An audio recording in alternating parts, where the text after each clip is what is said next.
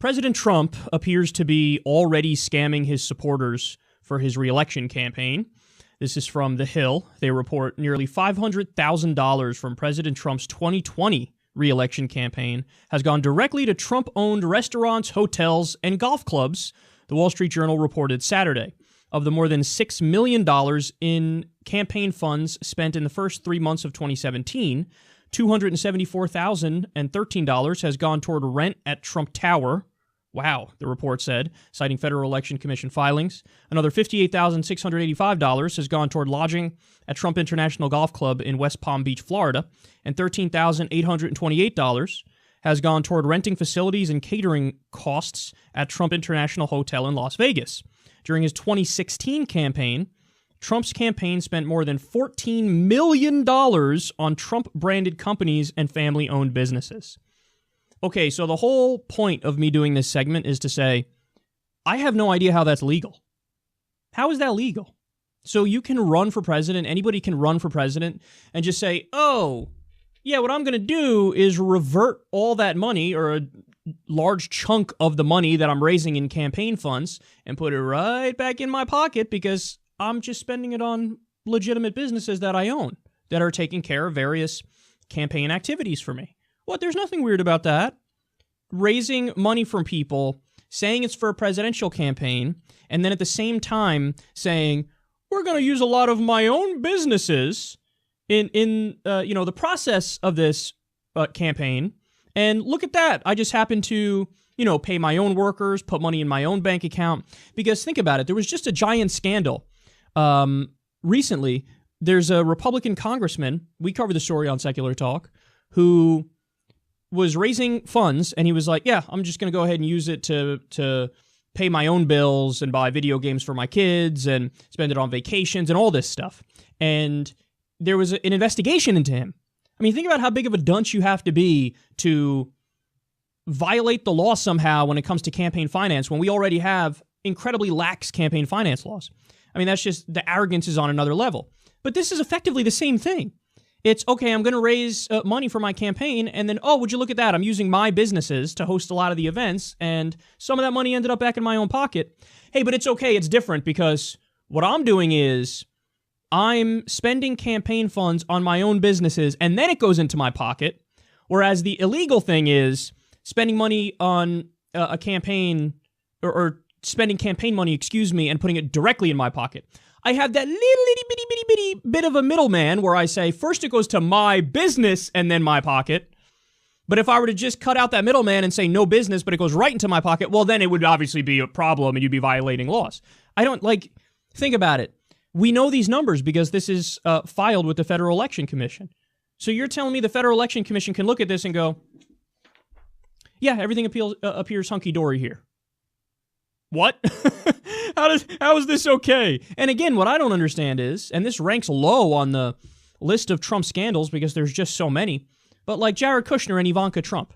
Just like, okay, you are now top advisors to the president and you're in the cabinet and you're making key decisions. Could you imagine what kind of a reaction there would be if Hillary Clinton was like, yeah, Chelsea Clinton is now in a top White House position? Everybody would say this is the grossest example of nepotism, because it would be. But with Trump, it's like, well, I mean, he does so many other insane things that you almost look at Ivanka and Jared and go, oh, well, they seem more reasonable than he is, so I guess it's okay. But it's not. Like, I don't know why we can all just sit around and act like, yeah, well, it's cool. The guy just, raises campaign funds and puts it to his businesses, and then he makes money off it. So it's like a profitable thing for Trump to have run for president in 2016. And now, again, he's already doing it for 2020 for the re-election, $500,000 from his re-election campaign directly to Trump-owned restaurants. How have you, restaurants, hotels, and golf clubs, have you even raised $500,000 for 2020? How have you done that? I mean, I guess we know one of the answers to that question, which is, since he's become president, he's said, hey, Wall Street, what do you want? I will do whatever you want. Goldman Sachs and so many different top administration positions. So it's a lot easier to raise money when they know, like, oh, he's actually totally cool with the establishment. Military-industrial complex now adores him with the bombing of Syria and the near-nuclear weapon dropped in Afghanistan and the escalation in North Korea. I mean, Trump turned out to be a neocon's wet dream. Dick Cheney and Donald Rumsfeld are somewhere in a corner touching themselves to Donald Trump's presidency at this point. But man, this is, again, I'm flabbergasted. We have it's like such an openly rotting system. It's so corrupted that this is barely even a big story. Like, I saw it reported in The Hill. I didn't see it reported anywhere else. We're talking about it. But I don't know. I feel like this is something that should be gigantic news. This is some shit there. If we, saw a story about a country that's an adversary of ours with facts like this, we would laugh at it. We would say, look at this banana republic.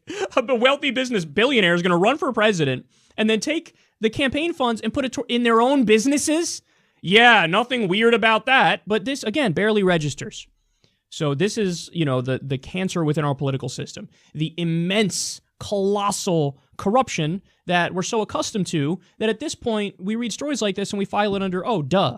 Like, yeah, it's massively corrupt, duh. No, but back in the day, you at least had to go to the pains of trying to hide your corruption. Like, oh, we should keep it on the low because if this leaks out, we're donezo. But here they're like, fuck it, hoist the pirate flag. Who gives a shit? Man, it's nuts. This shouldn't be legal. This should be a disqualifying thing among like 32 other disqualifying things that Trump has done. Let me show you guys a tweet that made me laugh this weekend. Politico has been doing fluff pieces. In fact, it's not just Politico, to be fair. It's virtually all of mainstream establishment corporate media. They've been doing fluff pieces on other people in corporate establishment mainstream media. Because somebody's got to, lift their spirits, since all the, people who actually care about news and information, they're not getting their stuff from them. So they don't have an audience that goes, hey, great job. You did a really good job with this thing. So what do? They got to blow each other. They guys, oh, aren't we great? Oh, yeah, we're so great. Really? The audience doesn't think so. We're telling each other we're great, so that's good enough. Yeah, we actually have an audience. You might want to look into that. Like actually succeeding in a free marketplace as opposed to sucking but being propped up by corporate cash. I know, whatever. It's hard for you to wrap your mind around that. But in this instance, Politico did a fluff piece on Andrea Mitchell of MSNBC. I know so many people who are excited about Andrea Mitchell. I mean, I can't tell you how many times I've been out with somebody and they go, look, man, we got to wrap this up. I got to go home and watch Andrea Mitchell. Okay, not only has that not happened with me, that's never happened in the history of Andrea Mitchell. It's never happened. Ever. Nobody cares. Am I being a dick? Probably, but I don't care because it's true. Nobody cares. So, but they write the article, oh, Andrea Mitchell is so great, so strong. Oh, she's so great. And I want you to take a look here at what they tweeted so you can laugh along with me. It says, Mitchell reports, that's Andrea Mitchell's Twitter, on the Trump White House. I have never seen anything like this where people just flat out lie.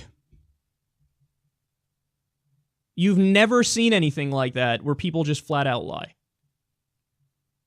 What a regular Sherlock Holmes we have here, ladies and gentlemen. Okay, this is exactly why nobody gives a shit about your show, Andrea, and nobody gives a shit about MSNBC, nobody gives a shit about CNN, nobody gives a shit about any of the mainstream networks anymore, and people are moving away and coming to us. This is why. This is why right here. We're a country that was just lied into a war against Iraq, a country that did not attack us. The Bush administration repeatedly went out there and stated things that were factually incorrect. They said, Saddam Hussein and Osama bin Laden, there was a connection between them. Saddam was working with Al-Qaeda. That was the first argument they made.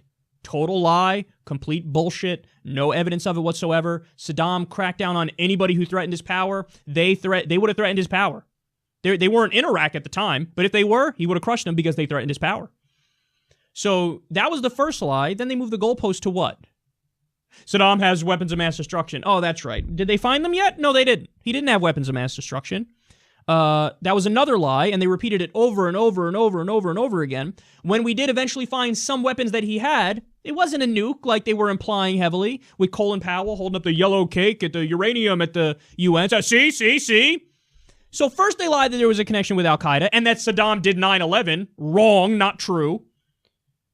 Then they moved the goalposts and lied about WMDs.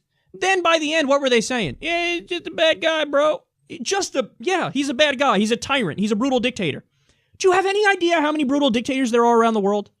Should we go topple everyone that hasn't waged an attack against us? Just topple every dictator? And what happens if we're going to say, hey, man, he was not following international law. We had to do something. What do you want to do? Just let them violate international law?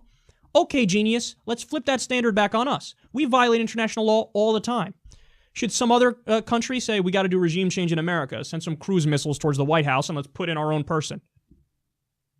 Nobody thinks that's a good idea, but when we do it to others, it's totally fine.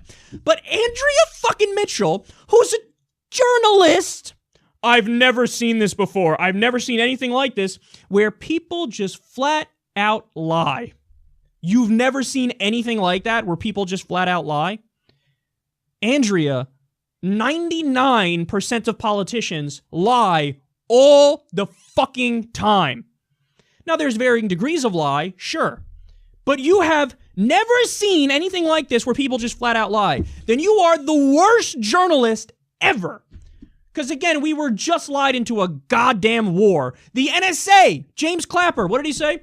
We are not spying on people and collecting their metadata, not wittingly. An unbelievable lie. One of the most grotesque lies I've ever seen. But nope, it's only Trump. Look, Trump does it all the time, no doubt about it. And he's a flat out liar, of course. But this is the problem. They're so silly and they're so wrong and they're so dumb, if I'm keeping it real, that what they do is they end up, to put down Trump, they end up normalizing the other Republicans. Don't normalize Lindsey Graham. Don't normalize John McCain. Don't normalize Mitch McConnell or Paul Ryan. They're just as bad as Trump. But no, I've never seen anything like, they're normalizing George Bush. George Bush was fucking arm around Ellen taking a picture. Yay, war criminal. Yoo-hoo, should be in jail. Killed so many people. Stop normalizing other Republicans because you don't like Trump. This is why nobody fucking watches you, because you suck at your job. You're terrible at your job. And wow, what a surprise. They get all the funding in the world. Meanwhile, news and politics on YouTube, demonetize it. Look, we're one of the lucky ones because we were on a blacklist where we were making nothing overnight, virtually all of our funding. Yeah, we'll take that. We're done here. Now, thankfully, we're off the blacklist, but there's still a giant cut in monetization. What a surprise. As YouTube rolls out YouTube TV to become more corporate, as mainstream media is trying to get those ad dollars back because they were switching and coming to us in a better model and a better system where we don't even talk to the advertisers because we have a firewall between us and them. There's a buffer, so we're totally independent. The ad dollars switching to us, and then they, oh shit, okay, we got to get it back. What do? Oh, I don't know. Have YouTube demonetize news and politics, give the money back to the corporations as part of YouTube TV, and revert the money back to where it was fleeing from, which is old media, where people like Andrea Mitchell sit there and tell you, I don't know what you're talking about. I've never seen anybody flat out lie like this.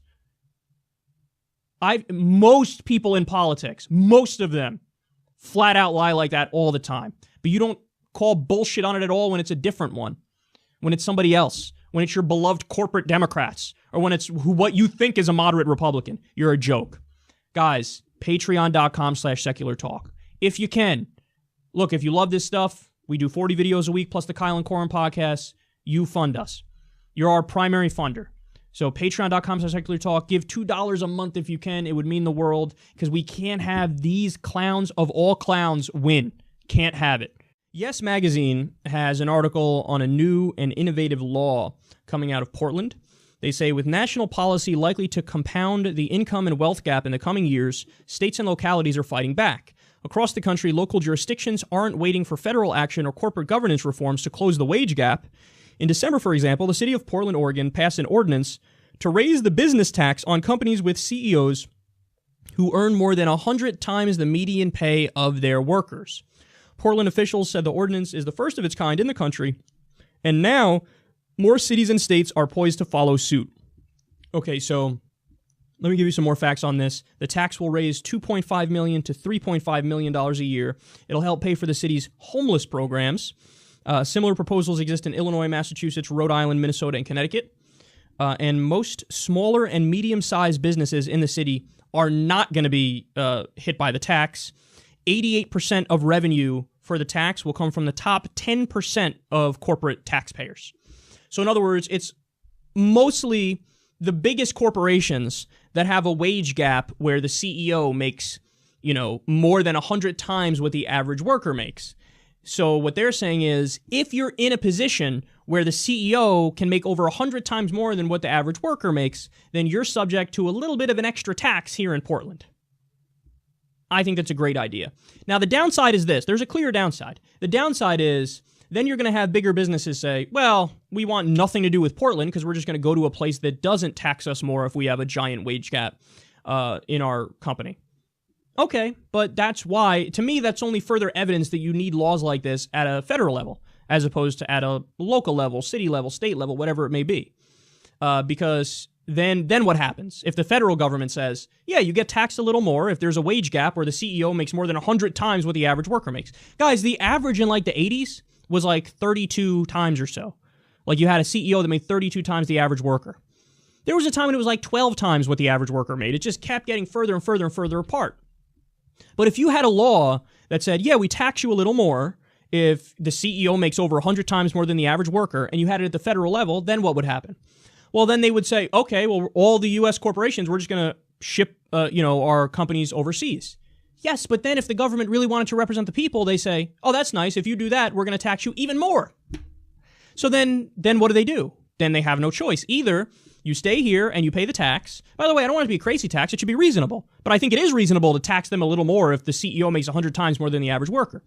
So then you tell them either you stay here and pay the reasonable tax, or you could ship your jobs elsewhere and we'll fine you and tax you and it'll be even more. And then they'll all do your bidding. Look, the government is supposed to represent the people. This is a way of representing the people by looking out for the average workers. You can do it and do it the right way. The only reason we don't do it the right way is because by and large, the corporations own our government. So that's why our policies are biased in favor of the corporations time and time again. Well, here we have a story coming out of Portland. It's a progressive area where they're not doing the bidding of the corporations. Again, maybe there will be some downsides because they're doing it at a smaller level, but the idea in principle is a good idea, and I think it should be done more, and it should probably be done at a federal level. I now present to you my favorite headline of all time. This is from The Atlantic. It says, Americans are pretty skeptical that hard work will pay off. Moving up the economic ladder relies on more than self-motivation. It also requires opportunity. Yeah, I believe this is part of a study in the Journal of Duh. How is this? How did somebody write that headline? Like, I gotta let people know this is like a public service, Americans think, hey, maybe if you just bust your ass all the time, that it doesn't always necessarily work out. Yeah, no shit. No shit. Like what? People were still under the child's assumption of like, everything is a meritocracy. The harder you work, the further you go. Guys, I know people, I'm sure you know people, who are some of the hardest workers you've ever seen in your life. They work 2 jobs, they work 3 jobs, they don't have a second to breathe or for themselves, and they make next to nothing. And then you know other people who spoiled, pampered little prick brats who were born with a silver spoon in their mouth, have no work ethic whatsoever, but they're rich because they're inheriting money, basically. So what, like Paris Hilton, Donald Trump, hello. I mean, you really wrote that headline? I must let everybody know. Americans are skeptical that hard work will pay off. Yeah, everybody should be. Everybody should be. Okay, now, let me give you further evidence to this effect, even though we shouldn't even have to. But this is a chart here that shows the growth in productivity versus wages. So this one specifically is productivity versus hourly compensation here. But what you see is around the 70s, it tracked perfectly well together until about the 70s, and then there was a total divergence. And what happened, for example, throughout the 80s that exacerbated this problem? You had Reagan, and then, of course, you had the Democrats who were the neoliberal Democrats who aren't really progressive. So up until a certain point, you had pretty strong unions, and unions meant that if you were more productive, you would see the fruits of those labors because you had somebody fighting for you. So you would see the fruits of your labor and do better if you worked harder, and stronger unions means more people in the middle class. But then over time, of course, there was just an all-out assault waged on unionization in this country, and you've had deregulation, you've had money in politics is probably the biggest one. I mean, you have this influx of money starting in the late 70s, and multiple Supreme Court cases since then have basically solidified the idea that money equals speech. So now you have a system of legalized bribery, and now the corporations own the government, so the government makes policy in favor of the corporations and against the average worker. And you see it here. You see that now you could be super productive, but your wages are stagnant. Your wages have flatlined because government policy is not made in your benefit. So you're getting taken advantage of. Now, some of this has to do with, I should be clear, with the increase in technology. So some of the worker productivity, the technology got better and the internet and all this stuff. So the line should diverge a little bit, some people will say. Not to this extent, man. I mean, we've had stagnant wages now since the 80s. And it's clear that it's not the case that the harder you work, the further you go. Okay, let me give you another fact. 76% of Americans live paycheck to paycheck. This is from Bankrate. Bankrate did this report. This is CNN Money reporting on it here, but 76% of Americans live paycheck to paycheck. So what is it? Let me ask you guys. Do you really believe that, well, it's just obvious that 76% of the American people are just like really lazy? That's what it is. 76% of the Americans, they don't work hard, but they live paycheck to paycheck. No, the overwhelming majority of those people really work hard, and they're still living paycheck to paycheck. How about this fact? Over 50% of Americans make $30,000 a year or less. Now, again, this is an argument where people would have you believe, the establishment would have you believe, well, they're just lazy. Half the country's really lazy. I mean, they deserve to live in poverty. They're like so lazy. What does that even mean, man? I mean, think about it. When you broaden the scope out to the world here, you have, 8 people now, I think, have more wealth than the bottom 50% of the world.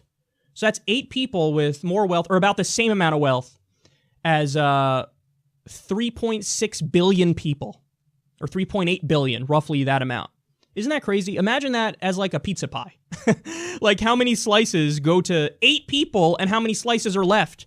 Half the pie goes to 8 people, and then the other half the pie goes to over 3.5 billion people. That's just a system. It's not like those 8 people just worked harder. It's that the system is broken and the system is rigged. That's what it is. And then the final fact I'll bring up here is that the American dream is no longer the American dream. The American dream is now the Canadian dream. The American dream is now the Canadian dream. So the category known as social mobility, or economic mobility, which is the ability for somebody born onto one rung of the economic ladder to move up to a different rung, that happens more often in Canada than it does in the U.S. So the old idea about the U.S. was, well, you come here, you work hard, you'll make it. Your parents might be poor, but guess what? You're going to break into that middle class. And then you have a kid, and the kid's born middle class, and maybe that kid will break into the top earners of society. Well, it turns out that happens more often in Canada than the U.S. The American dream is now the Canadian dream. So, yeah, are Americans right to say, hey, we're pretty skeptical that hard work will pay off? Yeah, they are. Some people can work hard and they get the right breaks and the right opportunities, like they say in this, and then they end up doing well for themselves. Other people work hard their entire life, they get no breaks, no opportunity, and they're screwed. So keep that in mind. This is not a meritocracy. It's a sick lie that we live in a meritocracy. And by the way, this is why a social democracy is the answer and why it's so important. Because people need to have the basics met. And it's not too much to ask in what's supposed to be the richest society that ever existed to say, guess what? You are actually going to have equal opportunity. You're going to have healthcare. You're going to have education. You're going to have vacation time. You're going to have daycare. You're going to have infrastructure, the best infrastructure in the world. When you give people the bare minimum and you give them a chance, they'll work hard and many of them will thrive. The idea is to set up a system where we can have more of a meritocracy. Because right now, it's certainly not a meritocracy, and the data proves it.